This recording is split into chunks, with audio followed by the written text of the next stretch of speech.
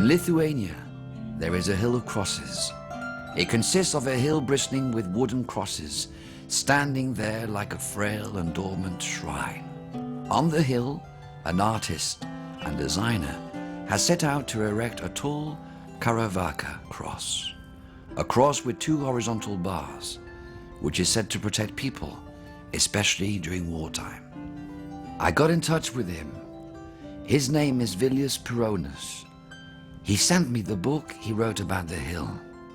In there, I found astounding images that I had never seen before.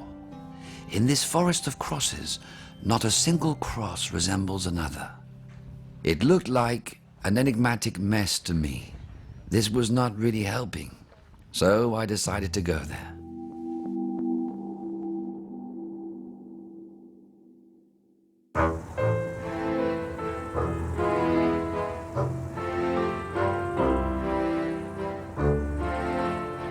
Vilnius, the city of red rooftops that somehow remind us of Florence.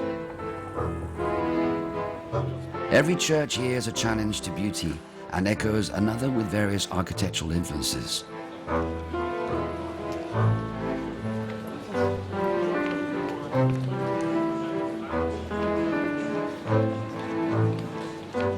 From the stately and imposing cathedral, located at the heart of the old town, all the way to St. Anne's Church, a little gem of Gothic architecture from which pervades local religious imagination. Vilnius is a calm town that conveys an impression of peace and profound humaneness.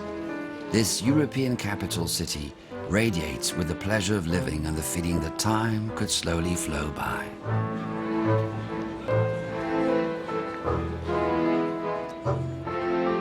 Once in Vilnius, I am off to the Gate of Dawn.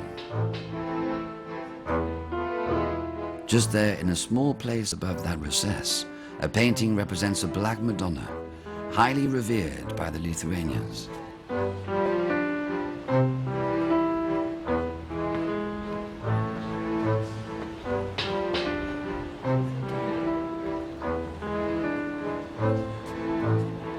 Black versions are surrounded with mystery, but they also hold the truth.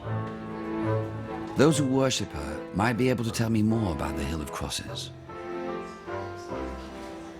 The hill is located in northern Lithuania, not far from Šiauliai. I went there several times as a child. I used to buy little crosses and put them there and pray for strength for myself, my family, my parents and grandparents. The Hill of Crosses is very important. As far as I know, tourists go there every year. They're from Lithuania, but also from abroad, because they want to pray here. It's a special place, and the site matters a lot to Catholics. Yes, I believe it's possible to revitalize yourself there. The hill is beautiful and very impressive, very Lithuanian. When you go there, you can feel the Lithuanian spirit, and to me, that's why it matters a lot. It's not so much for the religious meaning of it, but more because it's Lithuanian. Those comments make me ponder. Are there several aspects and meaning to the Hill of Crosses?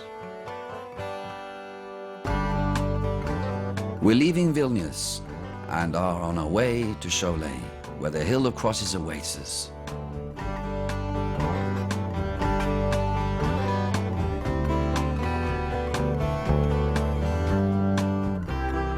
Šiauliai is a modern city built around vast green areas. As we drive, we discover a town that's got rid of almost any trace of the past. Beautiful buildings are scarce, and only a few surprising ironwork sculptures give an artistic feel to the place.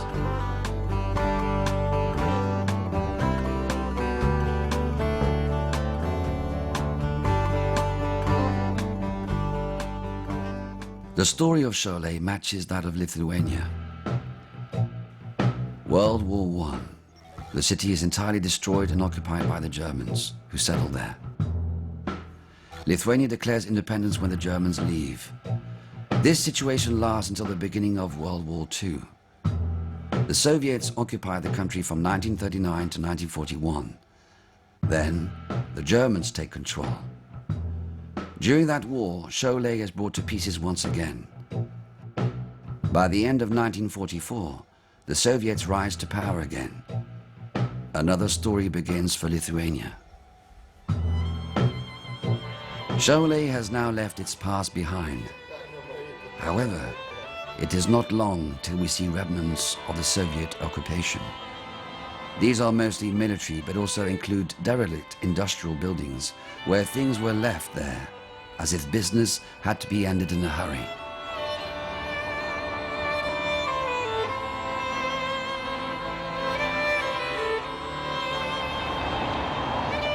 Finally, as we turn round a corner, a small church appears before us.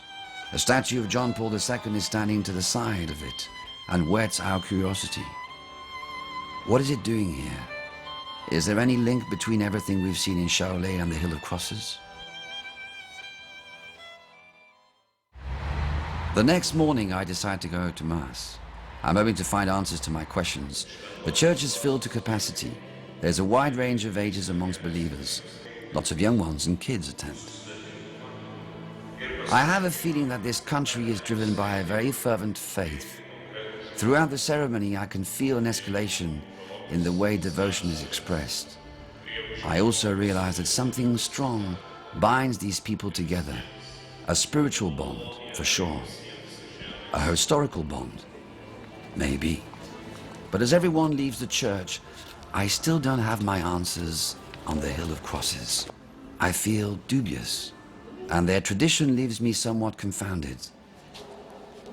This time, I decide to go to the hill. There are 4 or 5 miles between Šiauliai and the Hill of Crosses. Lots of questions spring to my mind, particularly about those who go and visit the hill. Tourists come from all over the world to the Hill of Crosses. That's more than 100,000 per year. Those figures have been the same over the past 4 years.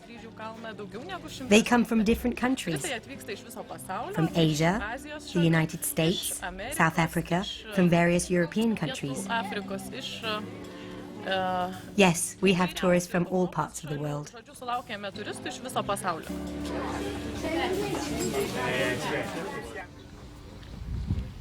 What I stumbled upon really impresses me.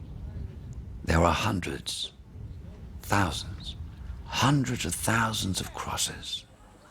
They all seem to intertwine together, and the place feels like a gigantic mess. Some are very intriguing to me, with their uncommon and peculiar shapes.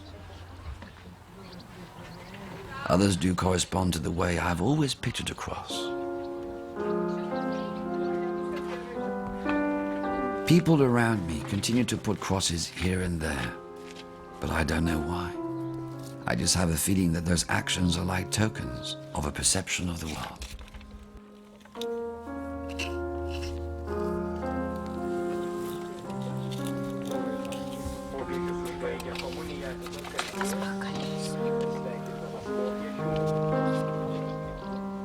Tomorrow I will meet Vilius.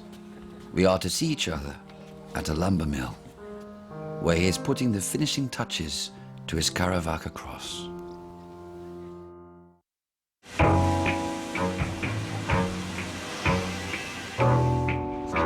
Hello, Vilius. How you doing? When I get to lumber mill, Vilius is already there. He's been waiting for me and has a lot to tell me. To start with, he can't wait to show me the cross. Vilius likes perfection. He doesn't leave out a single detail. I sense that he has put a lot of himself into the making of his cross.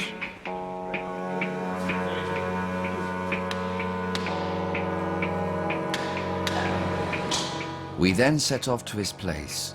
In his own apartment and space, Vilius talks with more ease.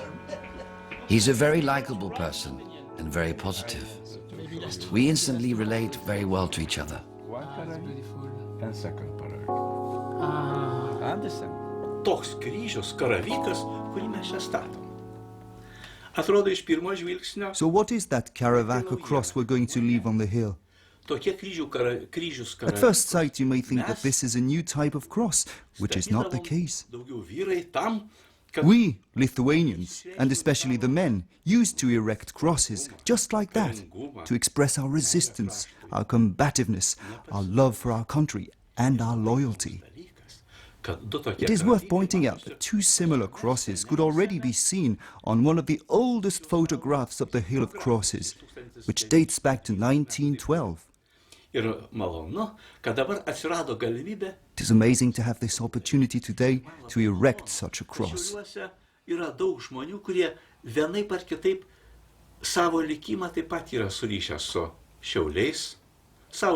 I am pleased to know that many people in Šiauliai have some bond with the hill due to their life, their fate, their quest. This is equally about people's joys and sufferings throughout different times. I wish these people could tell you about it. Those who during the Soviet years secretly went to the hill to put crosses there, they knew how risky this was with the KGB. I wish researchers mentioned something about it too. I think one of the best specialists of the hill is Professor Vytenis Rimkus. He was a deportee in Siberia. He's a very popular man in Šiauliai. He's a straight and honest person, and he knows what he's talking about.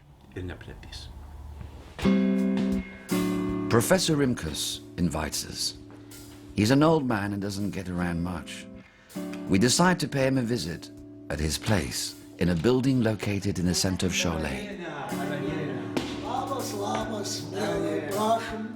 In his apartment, books, keepsakes and objects are piled up everywhere. Professor Rimkus is an intellectual who generously lets his sensitivity show. Villiers was right. He is a kind man, very humane, and knows the history of Lithuania by heart, along with the history of the Hill of Crosses, of course. Here we're at the beginning of the century. Lithuania has just declared independence. The Hill of Crosses was already there. Feasts took place, people visited the hill. It was mostly local people who went there. For something that was more of a collective prayer, really. A prayer among nature, not in a church. Just like you praise God, you praise nature, the place where life thrives. You get this feeling that someone is coming down from the sky to speak to you. It's a simple dialogue, an exchange that brims with joy. Children would sit, have some food and eat with relish. You see, people would come by with horses, with bicycles. There, we left flowers around certain crosses. We reckon that the Hill of Crosses originated from the uprising against the Tsar in 1863. In the woods, the rebels who fought the regime and all those who resisted were killed, and no one knew where they were buried. People would keep burial places secret due to repressions. So, in order to honor their memory, the first crosses were erected on that hill. It doesn't mean that people were buried there, but it was a memorial. Crosses played a symbolical part. They were a reminder that such and such person had been killed during the revolt.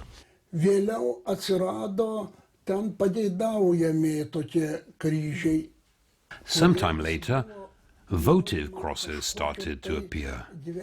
As we put those crosses there, we asked something from life.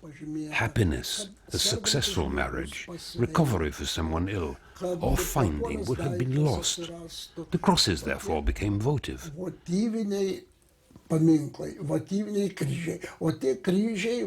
The shapes of these crosses were very typical of Lithuania's ancestral culture. Little by little, they grew in number. People started to find an interest in that.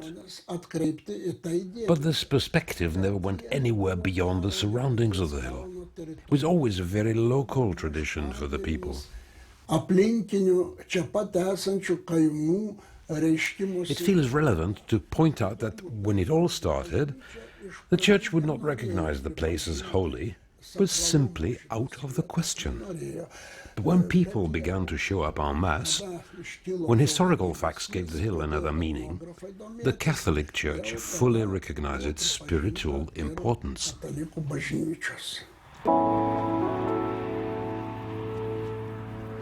Vilius is eager to tell me more on the subject. He takes us away from Cholet and the Hill of Crosses out to a vale covered with unusual totems.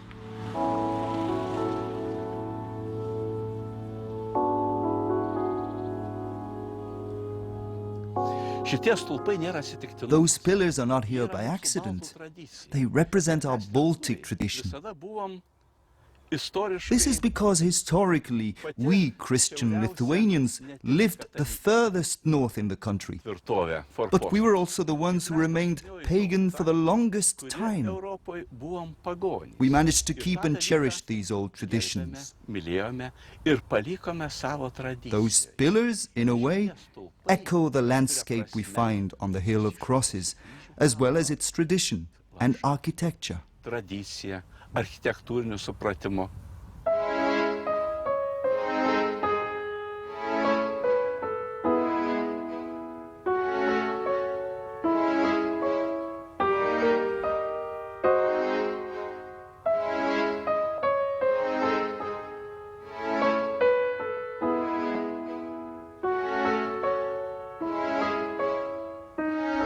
Further away in Cholet, another totemic structure stands as a reminder of Lithuania's ancient culture and echoes some ornaments found on the Hill of Crosses. The typical thing about these crosses is that they bear details of ancient Lithuanian beliefs, like pagan elements incorporated in Christian imagery.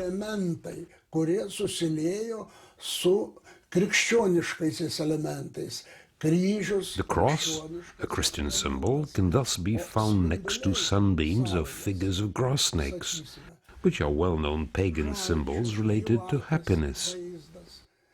The crosses bore those various symbols. There were many different ones, with decorative shapes that were either complex or simple.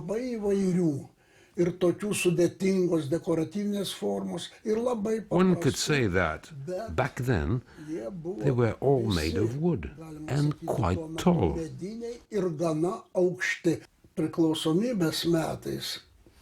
From 1918 to 1940, when Lithuania enjoyed independence, things ran their course on the hill. Little by little, the message of the Hill of Crosses got spread across the whole of Lithuania. More and more visitors came by. People actually started to organize festivities on the Hill of Crosses. It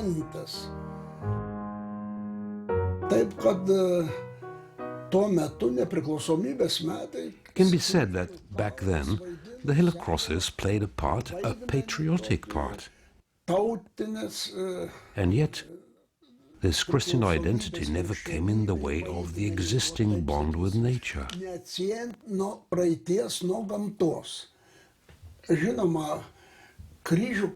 Of course, the history of the Hill of Crosses is closely linked to the sense of being, the fate and history of both the Lithuanian state and people. The events that took place here in Lithuania were unprecedented.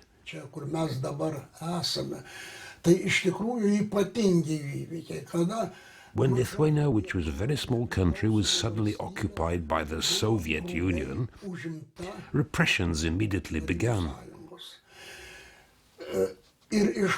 Arrests and then off to prison. And then, after that, we got the German occupation. We saw the Jewish Holocaust. We went through it. I was a schoolboy in Cholet, and I saw Jews standing in rows and being taken by the Germans to get killed. I saw it with my own eyes. Some tried to help, but they would kill them without any mercy. It was a nasty business.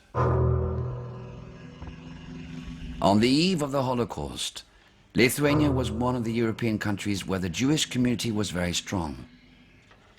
Back then, Vilnius was known as the Jerusalem of the North. With the implementation of the final solution, Nazi Germany wiped out more than 90% of that population. Today, 5,000 to 6,000 Jews live in Vilnius. But all that remains of the Jerusalem of the North is a shadow. On the Hill of Crosses, some choose to leave a cross near the tablets of law to pay tribute to the Jews who died in the camps.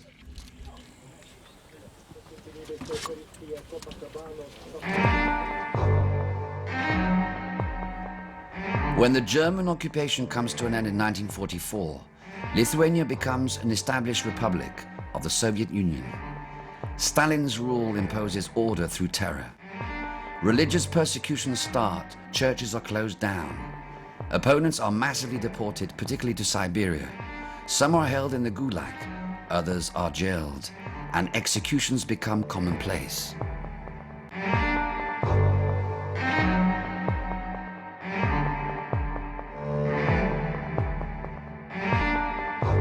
Resistance is getting organized. The movement is led by Lithuanian partisans known as Forest Brothers. As they refuse Soviet dictatorship and seem convinced that the Western world will help them through their struggle, partisans fight heroically, but finally surrender in 1953.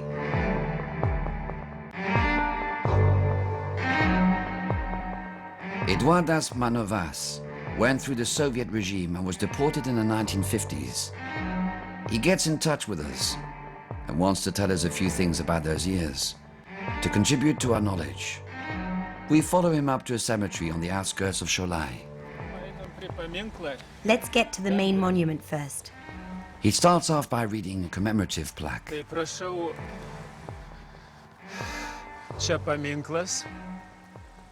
For the Lithuanians who were killed between 1940 and 1990.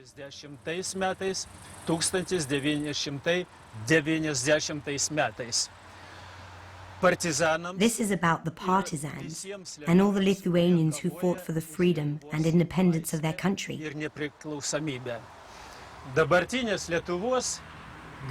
Present-day Lithuania might have been completely different. The country we live in, we owe it to the partisans. The leader of the partisans in Šiauliai and its surroundings is still alive. Its commander, Juozas Mucas. He lives in Šiauliai. He led the partisan movement in Šiauliai through the struggle against the Soviets.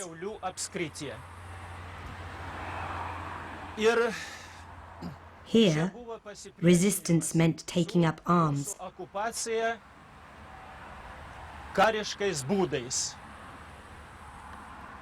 It's thanks to those people that Lithuania gained independence and freedom.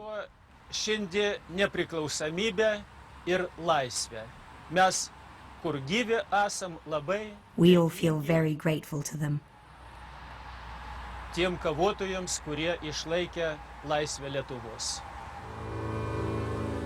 Eduardas goes on to show us the other part of the cemetery. This is the burial place for the people of Šiauliai who died in concentration camps, mainly in Siberia. The gravesite is huge. Eduardas' family were deported to Tajikistan. Very few Lithuanians came back from there. Part of his family survived, but the other disappeared under the Soviet regime. In order to know more about those days, Eduardas invites me to meet Juozas Mucas, the leader of the Šiauliai partisans. A few days before the war broke out, massive deportations of innocents took place. People got jailed, mostly intellectuals. Thousands of them never came back. My brother was a priest. On the Hill of Crosses, he carried the cross and was arrested. As for me, in 1942, I was a member of a secret organization. In 1945, in the summer, when they arrested my brother, the priest. I did not have any option. So I engaged in armed struggle for my country, for Lithuania. Before that, I lived under a different name. In 1947, someone told on our partisan headquarters. I got arrested and I was sentenced to death. But then a second procedure took place, and my death sentence was commuted to 25 years in the Gulag, plus another 5 years without my civil or political rights. My other brother was a partisan. He was killed not far from here, some 6 miles from the Hill of Crosses. I served my sentence. All the others died. On the hill, 10 similar crosses were placed in a line. They remind visitors that Lithuania was divided into 10 districts at the time of the armed struggle against the Soviets. The crosses represent the memory of resistance. Juozas Močius was the leader of one of those districts.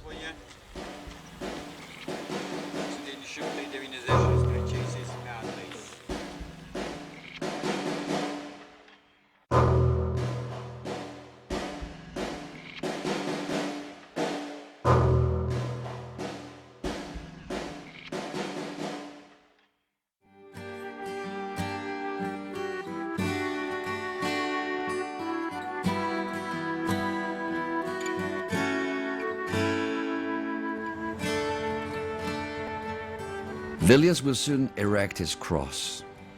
It is a tribute to the First Order of Lithuanian Knights. The congregation was founded in 1487 in the struggle against the Polish, the Latvians, and other invaders who evicted Lithuanians from their land. Despite being prohibited by the Tsar and by the Soviet regime, the Order of the Jodvengai Cross is still very active now. In 2003, archives were found in Kaunas. Ceremonies for the cross will soon celebrate the 10th anniversary of the find and will be a tribute to the chivalric order Vilnius has joined.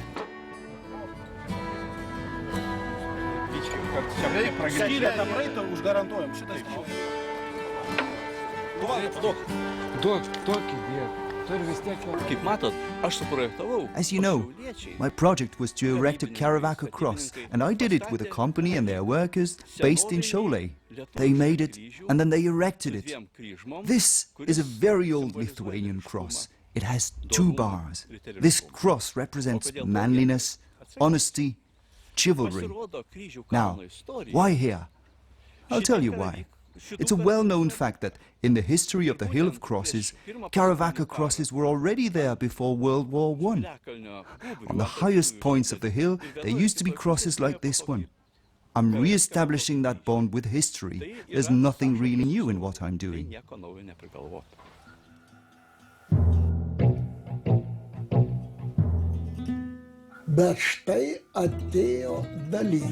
And then something happened. Stalin died. Khrushchev, little by little, decided to stop deportations. Deputies started returning to Lithuania. There you go. At that specific moment, history started over. They came back and they put crosses. You would thank God for being still alive, for coming back from the camps. That's mostly how it happened. And crosses rapidly grew in number.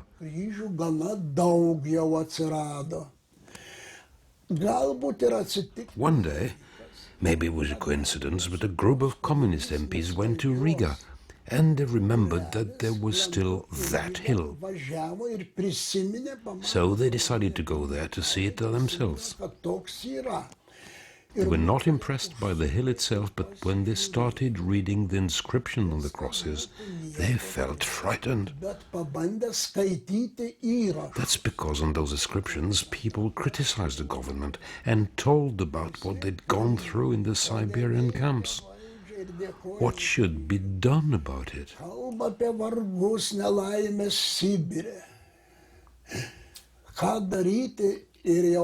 Actually, the government ordered the inscriptions to be removed, to get rid of the crosses that antagonized the regime.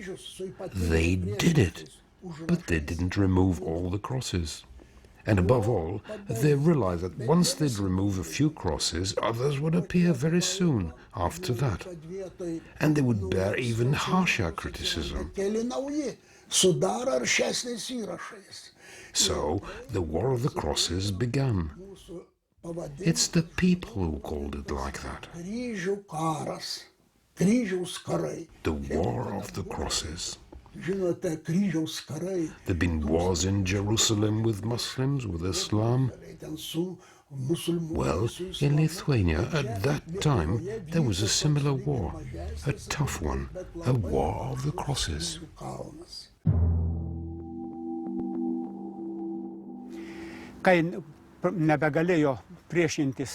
When people couldn't fight with weapons against the occupying forces, their eagerness for freedom came out in the shape of crosses placed on the hill. They asked God for a miracle. I was in touch with those people. It was very risky business. They were risking their lives. My neighbor, Metislovas Jurevičius, is a very clear-headed person. And some 40 years ago, he used to organize expeditions to the hill. And because of that, he was sentenced to 3.5 years in prison. These people were perfectly aware of the danger. They were ready to risk their own lives, their children's lives, and their health too. I had to go through that myself.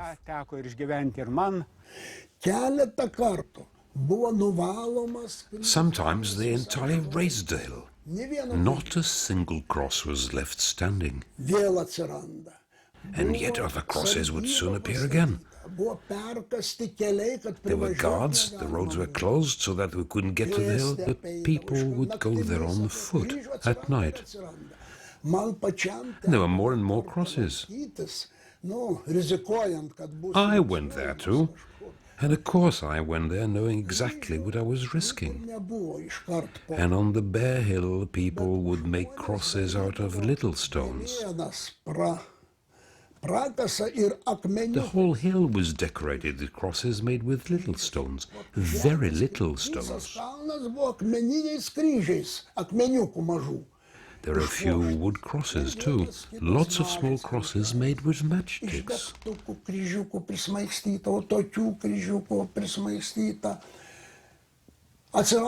And at times in the night someone would place a big cross. But on 3 different occasions they came to remove all of them. And then there were talks about destroying the whole hill, leveling it down. But they couldn't do anything because the hill was recognized as a monument that served public purposes. Therefore, it was protected and they couldn't damage it. They tried everything, wiping everything out at night. They dug ditches and even diverted the city sewers towards the Kulpe stream, which comes around the Hill of Crosses. The smell was awful. They decided that nobody would go there. But no one can raise barriers against God. Back in the days, we used to communicate with secret messages. I sent one to tell them, "Don't be sad. Go on putting them there. Doesn't matter if they remove them. If it's forbidden in daytime, we'll place them at night." So we went there, and the people, once the Soviet tractors had swept everything away, they got their crosses ready. They made them with small branches, with hay. They would place them everywhere on the hill. And the Soviets would destroy that hill every time. But people would come back again and again to put those small crosses there. That's right. We put that cross there during the night, and after that we put more of them. I don't do that anymore. It's been a long time. We put lots of them back then, especially when I lived in Šauliai. To be honest, it was often very tough, particularly when there were tensions, when faith was subject to persecutions. We were always scared, but for some reason we took the risk, no matter what. Here, that's when they destroyed and burnt the Hill of Crosses. Those are a few pieces. For this little burnt cross, I wrote 1973. When we carried the cross, I never thought it was anything so meaningful. And now that cross has found its way so beautifully. It's now become impossible to count them. We can't even have a proper walk on the hill, you see.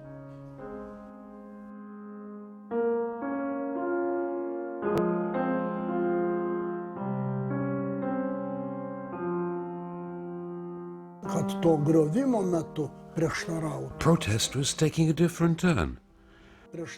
We put back in place what had been destroyed. We placed new crosses. Now, how can you explain this? We could say that there was indeed a struggle, but that it was different, very typical, specific to the Hill of Crosses. It was a form of cultural resistance. One of these movements against which the whole of the communist system was powerless.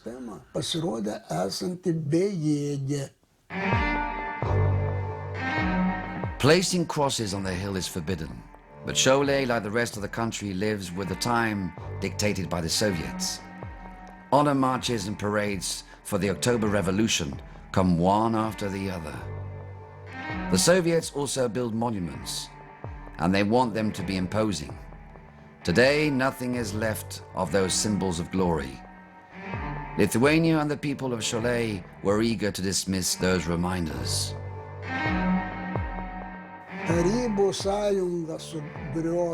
The Soviet Union finally fell. Lithuania played an important part, and so did the other Baltic countries, Latvia, Estonia.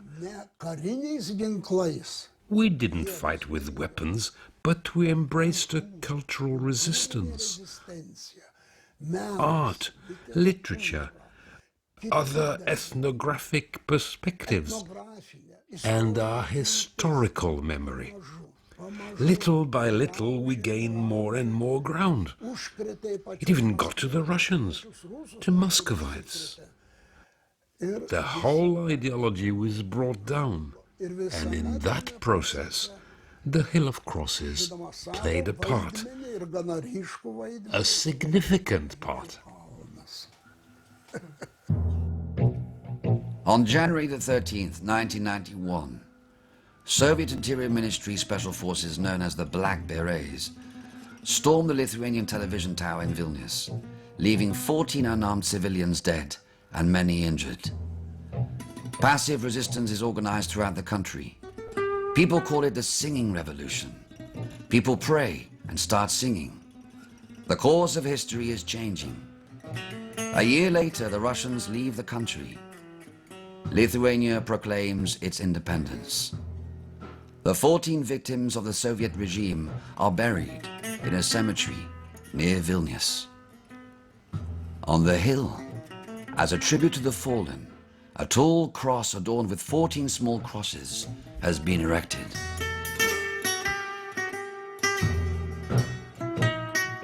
In the early 90s, the people of Cholet resume with total freedom their procession towards the hill. Processions still take place today, particularly with the feast day for the Hill of Crosses, which takes place at the end of July. The flag of Lithuania is always put forward. It is important for goers to link the spirit of the hill to that of their motherland. Thanks to those processions, the Hill of Crosses seems to have now become an obvious part of history, as if things were established at last after the Soviet years. Still, at the beginning of the 90s, a man did change the fate of the Hill of Crosses.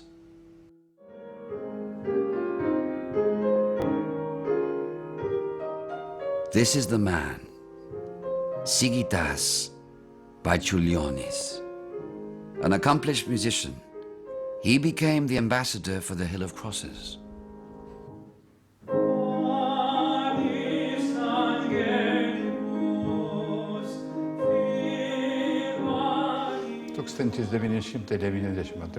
In 1992, with our choir, we did a concert in Rome as part of the Loreto Festival. We were lucky enough to meet Pope John Paul II there. During the event, we sang sacred songs written by Lithuanian composers, and when we finished, John Paul II came to see us. We offered him various presents, a traditional Lithuanian piece of cloth with the word Lithuania spread across it, 2 CDs of traditional Lithuanian sacred music, as well as a copy of a statue of Christ, a rūpintojėlis, which is a typical representation in Lithuania. John Paul II accepted the gifts and asked us where we came from, what our hometown was. We replied that we were from Šiauliai. He didn't know Šiauliai, but he had heard about the Hill of Crosses not far from there. So we invited the Pope to come to visit Lithuania and go to the Hill of Crosses. Our intuition was fortuitous.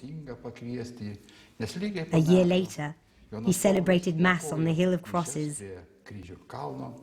And as far as I was concerned, I was in charge of composing the music for the Mass. This is how I ended up directing a 1,000-singer choir. The Pope goes to the Hill of Crosses on September the 7th, 1993. The welcome is extraordinary.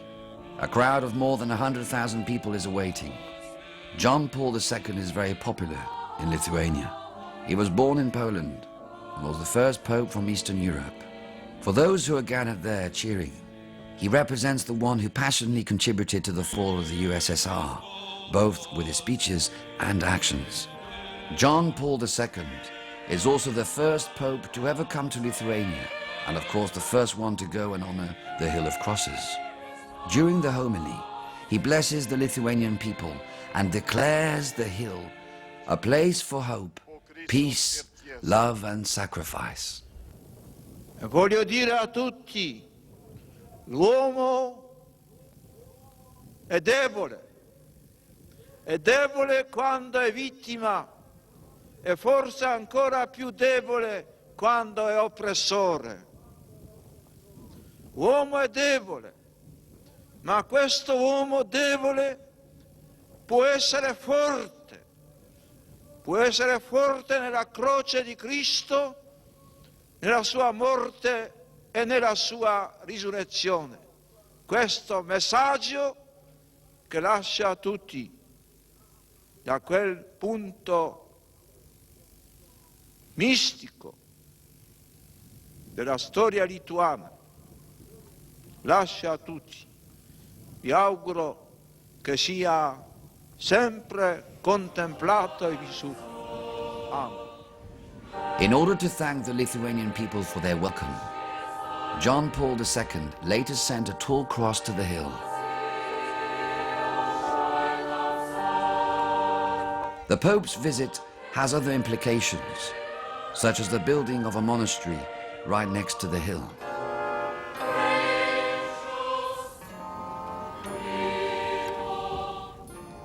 After the fall of the Soviet Union, the Hill of Crosses opens up to the world, and the world gets closer to Lithuania.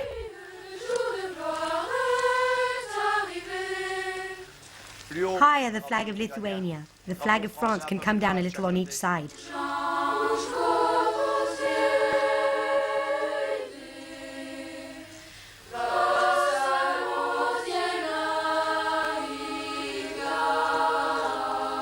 From the world around, people who discover the existence of the hill come to place a cross. Once again, the hill can be a place where people come to celebrate their happiness. People from around Šiauliai, and sometimes further away, rush there on their wedding day. And people start laughing again. But tears also continue to flow on the Hill of Crosses, because the site is and will always be the epitome of humanity's suffering. For this reason, pilgrims go there once a year to complete the stations of the cross all the way round the hill. From station to station, Lithuanians follow the path and the way with passion. They identify their suffering with the suffering of Christ. The Order of Jovingay Knights is holding a gathering with Vilnius. His cross symbolizes Lithuanian people's resistance through the ages and has been fully recognized by the Church. In the past, a few members of this order have been persecuted for actions that the priest deems noble and generous.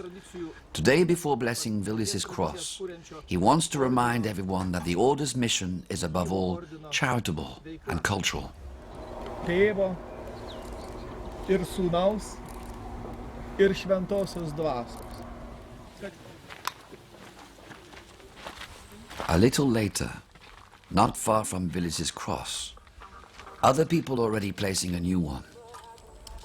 But does this action still hold any real meaning?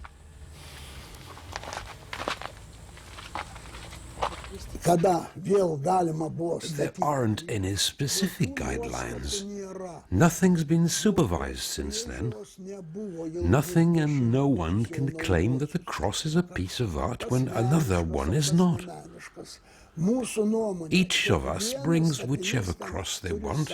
They're all the same, because with every cross and every monument comes an idea, a wish. And all those ideas, all of those wishes are very positive. It's impossible to retain only the spiritual feeling, because everyone comes to the hill with their own background and story. Some will come with a cross, according to their belief, and therefore with spiritual intentions. The hill lives because of all those intentions that keep it alive. But there are also tourists who go there looking for impressions, for a way to pass time in an interesting way. In that case, personal feelings related to aesthetics are a priority for people, and the hill goes on living. In Lithuania, Catholic faith played a rallying part among people. It gave them strength, a deep belief, a common identity. It has been and still is a strong and lasting bond between the people. How will tomorrow's generations make this legacy blossom? And since they never knew life during wartime and torment during the Soviet era, how will they possibly inscribe their own story within the story of the hill? And what will happen to the hill? It's difficult to talk about the future of the hill. The hill lives its own life, and in the meantime, it's becoming public and accessible to everyone. Sooner or later, this contradiction will spark off a new beginning for the hill. I don't want to bet on the future. All the same, it's hard to see that the hill is turning into a high-profile tourist attraction. And it's not the only thing. We're talking about a whole process. And a process is a living thing. Now, if it's a living thing, it's beautiful. And when it's not living, that's when it starts becoming vile. Today, a lot of people visit the Hill of Crosses like they would visit a tourist trap, like something unique in the world. But there are still a few visitors who come here to revitalize their spirit and purify their soul. Those are seeking a better life. I reckon that the part played by the hill has changed. The hill will keep growing and, yes, it will keep changing. That is one thing for sure. Little did I know, when I came to this country, that the story I was about to discover would be so intense and overwhelming. The story of the Hill of Crosses is not only about Cholet or even Lithuania. It is also the story of the whole of Eastern Europe, and probably the story of our world too. All the people we spoke to revealed part of its mystery. Tomorrow, more people will come and leave crosses. They will be deeply connected with remembrance, faith, and hope, and will in turn form a bond between the past and the future. The Hill of Crosses symbolizes the country's rebel spirit and quest for independence. It took thousands of years for these incredible people to exist freely without, however, giving up their dreams. The way of the cross gave them strength and an exceptional vitality. In this place, crosses have never been such strong embodiments of man's struggle, because faith here has become an act of resistance. The Hill of Crosses may represent the memory of this country, but it is now far more than that. It is the spirit of a people.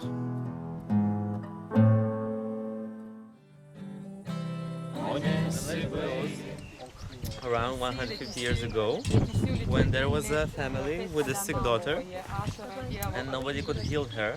So the father was praying a lot and he had a vision of Saint Mary telling him to produce a cross like this one, any of these wooden ones, and to bring on the hill. He produced the cross and he brought it on this hill and placed it, and at the moment when he placed the cross and on the way back home he met her on the middle of the road.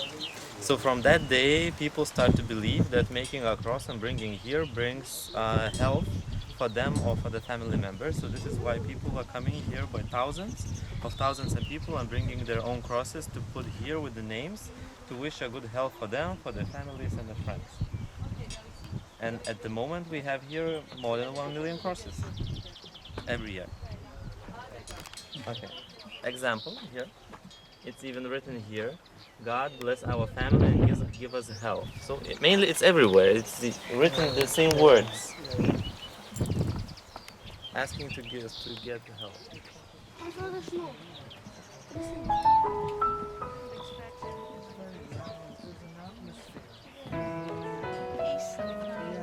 This place is even in the list of heritage of UNESCO.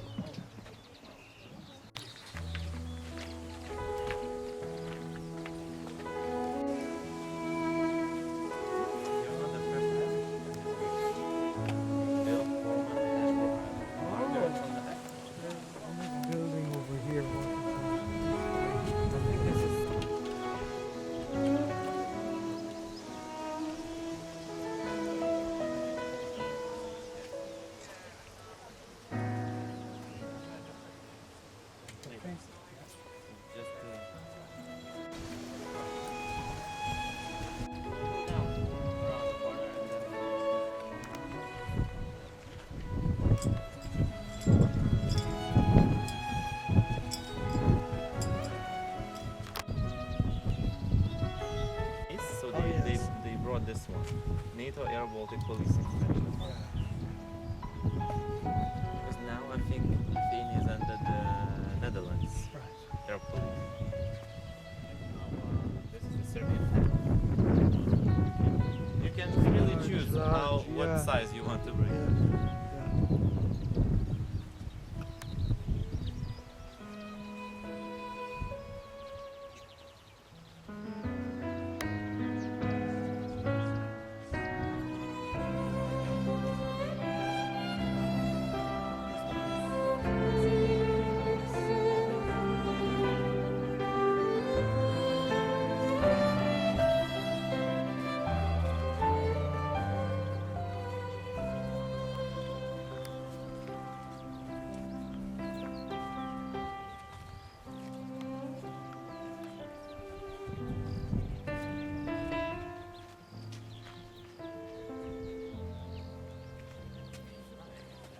So this is already, let's say, the beginning of collapsing of the Soviet Union.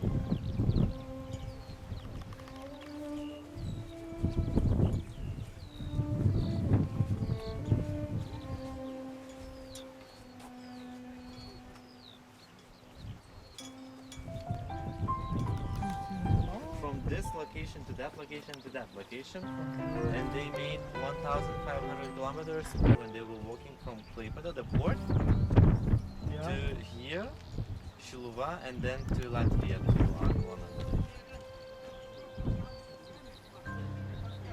didn't succeed to create and destroy. And they were trying, not once. That's a remarkable thing about them. And a lot of military, because this is again military of Lithuania.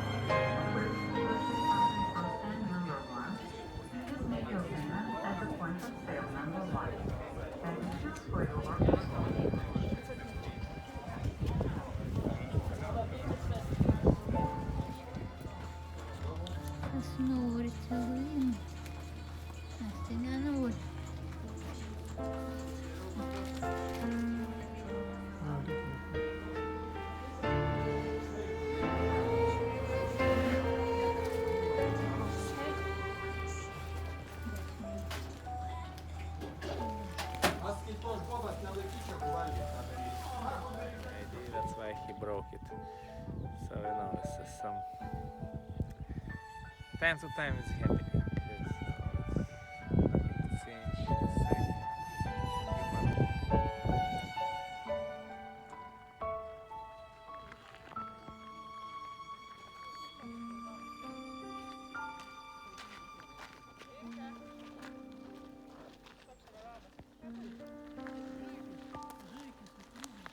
human. July in 2001, 1036 days.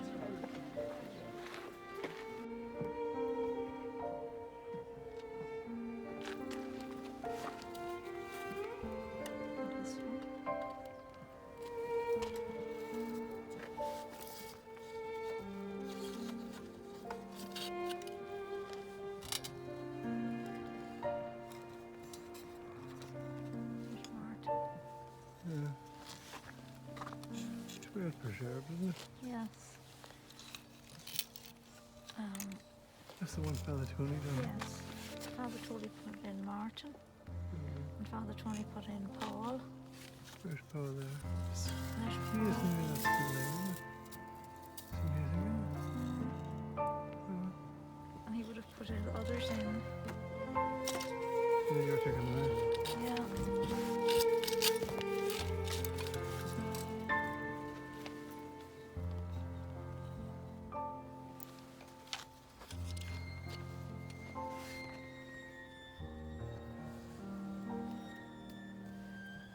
The McMullen family.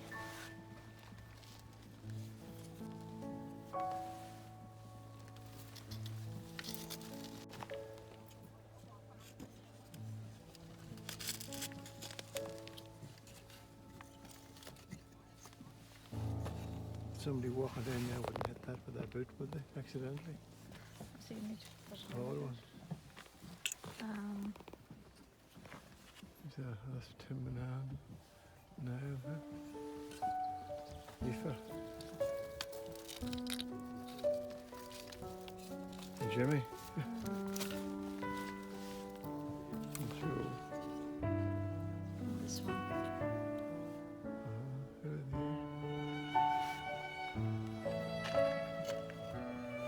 It's yourselves, isn't it?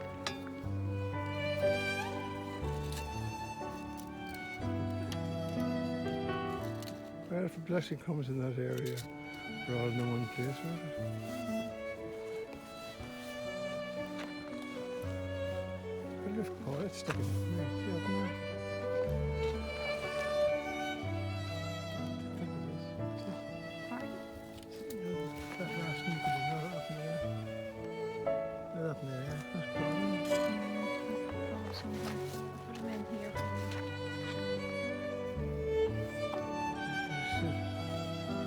Can I put them in safely? Yeah, but the fellow told me that was the last one. Should have exterior in the back.